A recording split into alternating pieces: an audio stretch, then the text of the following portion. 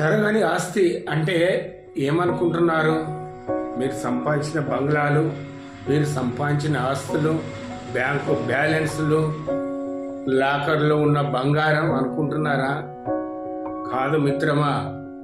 నువ్వు చేసిన పుణ్యకార్యాలు, నువ్వు చేసిన దాన ధర్మాలు, బీదవాడికి బుక్కెడు అన్నం పెట్టిన సందర్భాలు, చిరిగిన దుస్తులున్న వారికి బట్టలు ఇచ్చిన సందర్భాలు, ఈ రకంగా లేనివాడికి మీ తోచినంత సహాయం చేసి సమాజంలో ఒక మంచి పేరు సంపాదించుకుంటారు చూడండి, అది తరగని ఆస్తి.